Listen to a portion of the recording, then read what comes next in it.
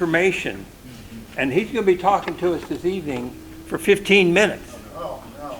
Oh, yes, because he's going to be talking about one of the most important parts, and that is speech development. Where do you get your topics?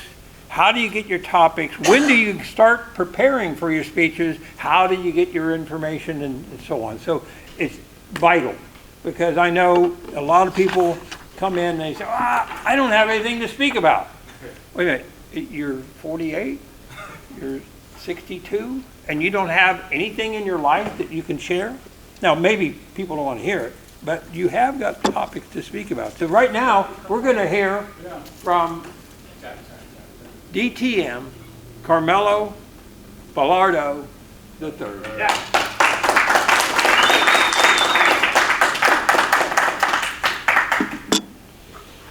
Okay.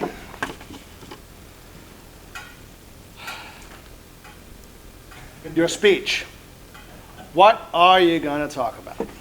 Has anybody had a situation where you're up for a speech next week? Yeah. And you have no idea what you're going to speak about? How many times has that happened? Happens to me all the time. Fortunately, we have our experiences that we could use. So when you're putting a speech together, how do you begin? You begin with an idea, personal stories, personal experiences, third-party stories, historical stories, depending on what it is that you want to talk about. You want to establish the point that you want to make. Maybe you want to get across a specific idea. Maybe you want to persuade your audience to do something or not to do something. Maybe you want to get them to feel a little sentimental, or maybe you want to make them smile and be real happy. So the setup, you have an introduction, okay? In our club, we have 5 to 7 minutes to give that speech. But your introduction could be another 30 seconds, 40 seconds. So that could be the first part of your speech. And I think it ought to be, because that gives you more time to get that speech development going. So you could be asking your audience to be a certain type of audience.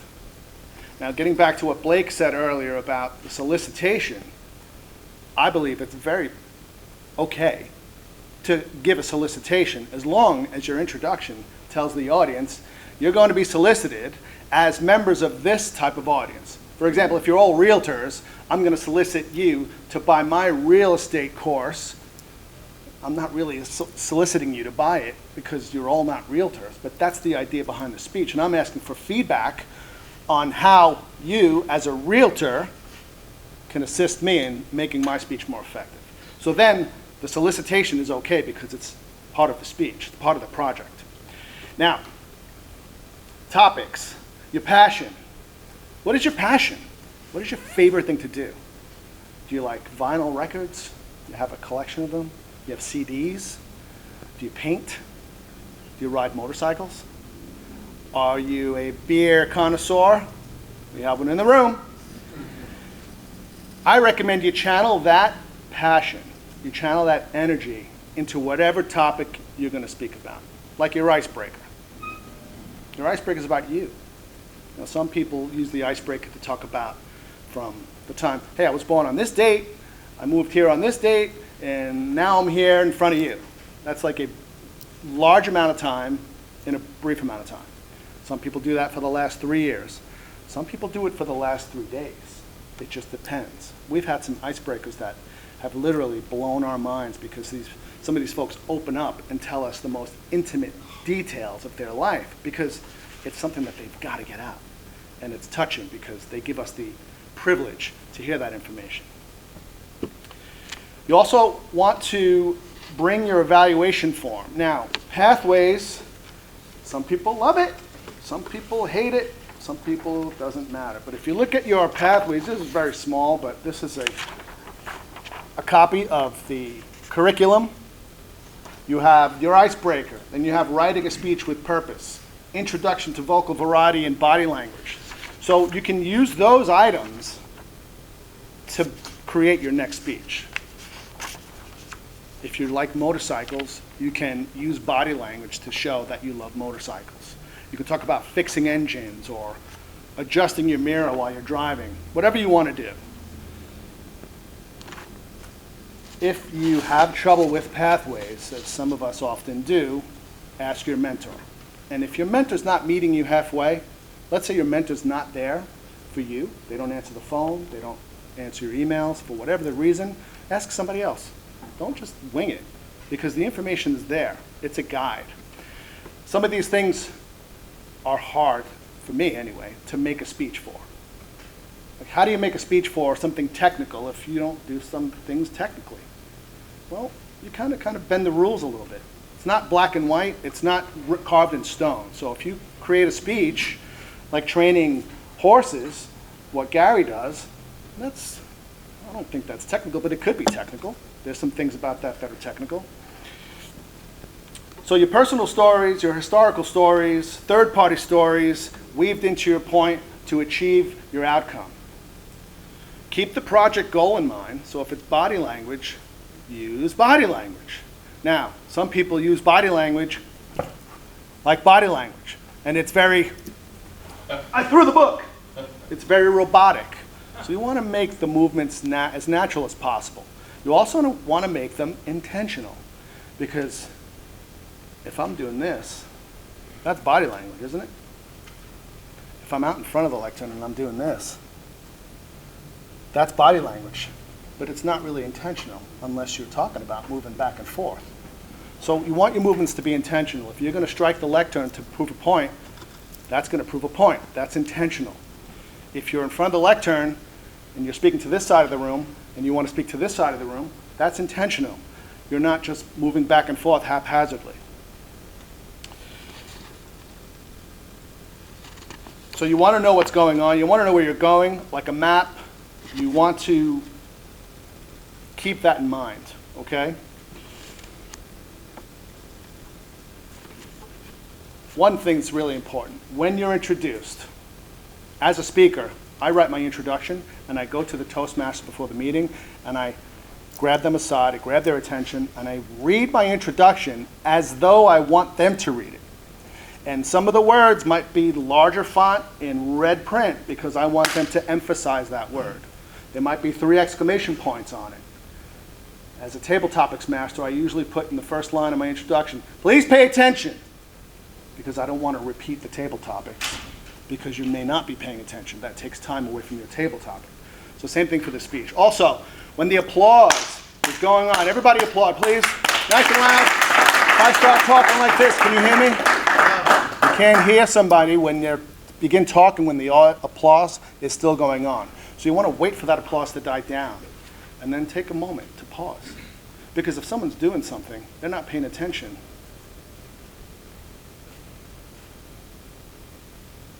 Happens every time. When the room gets silent, everybody looks up because they want to know, hey, what's going on? Why is it silent? So that's a way to bring people right in.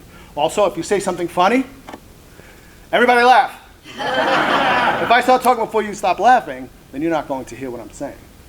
So you want to, again, same thing. Let the laughter die down, take a second or two, and then continue. Now, if you say something that's supposed to be funny,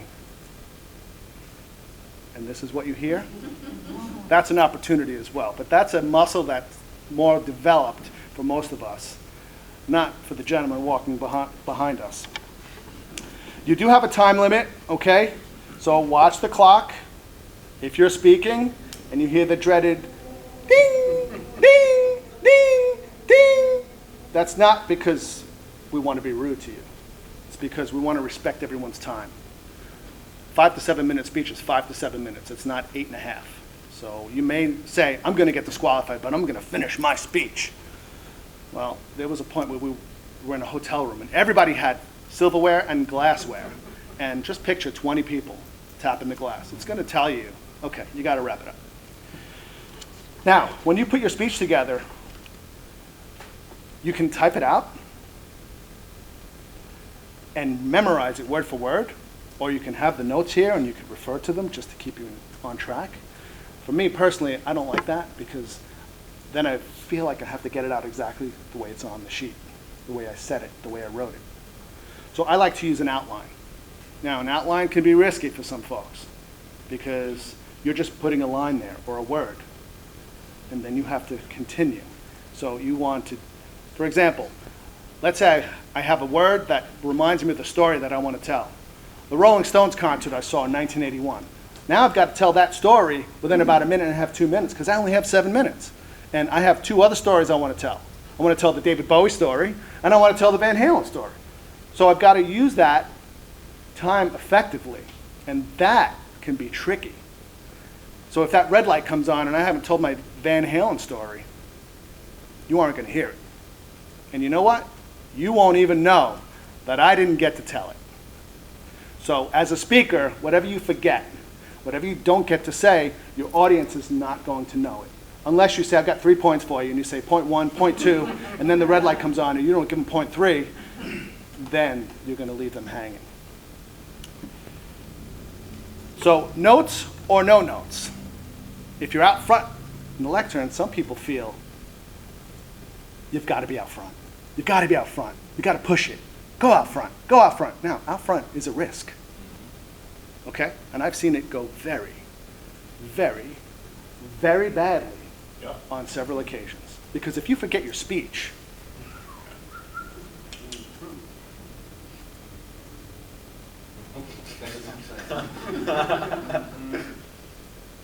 I know what I'm saying in my mind, and it's not a word I can say in this room. Most of the time, it's going to come to you eventually. So my advice, if that ever happens and you're out front, just wait. Be patient. It will come back to you. You'll probably leave some stuff out of your speech because you've elapsed some time, maybe 30 or 40 seconds, and I'm serious. If it takes 30 or 40 seconds, wait the 30 or 40 seconds, because your audience is going to know that you forgot. You're lost. Your mind went blank. Happens to everybody. But when you pick it up and you continue, everyone's going to sigh and say, okay, we're back on track. This is kind of a strange thing because I've seen mostly women. I think if Sean had his hair down, he might be able to do this. But if you have your hair down, right, and you're out in front, or you're even behind the lectern, and your hair is down, if somebody's over here and you turn this way, they can't see your face. So I recommend tying the hair back a little bit so that everybody has the opportunity to see your face. And by that same token, when you're out front, don't turn your back to the audience. So if you're out front, in front of the lectern, I recommend staying as close to the lectern that your back can so that everybody is in front of you. And key, this is key, you instruct the head table to skedaddle. I want you guys out of here because I don't want anyone behind me distracting, because I'm telling you, if you're out front and I'm the Toastmaster and I'm on my phone doing this, or I'm biting my cuticle, it's going to be distracting. And there's a thing out there called a camera, and you'll be forever known on YouTube as the nail biter if that happens to you. Okay, so if you're good at memorizing, that's great. I don't think I'm that good at memorizing, so I love the outline. If you need some assistance on an outline, I'll be glad to assist you. Well, for the folks that I mentor, I advise them, use an outline. Take a risk. You've got to trust yourself. The only way you grow is by falling flat on your face.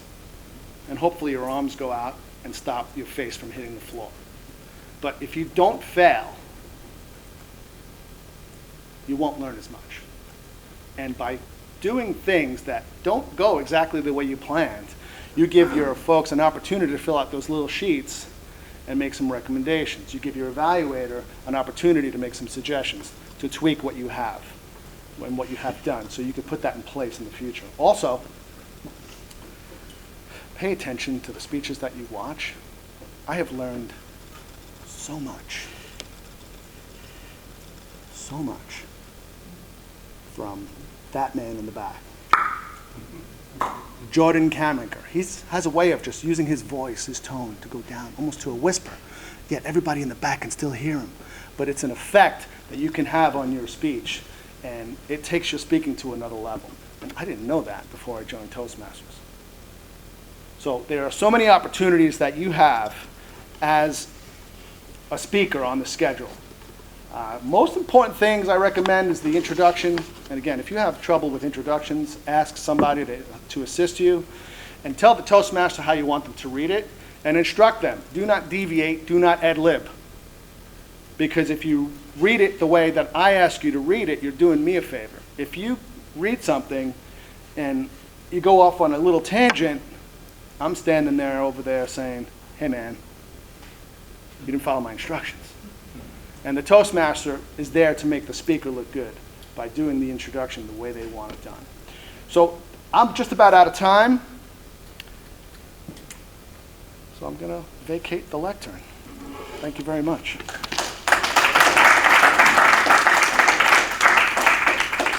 You can still clap. It's okay. Keep going.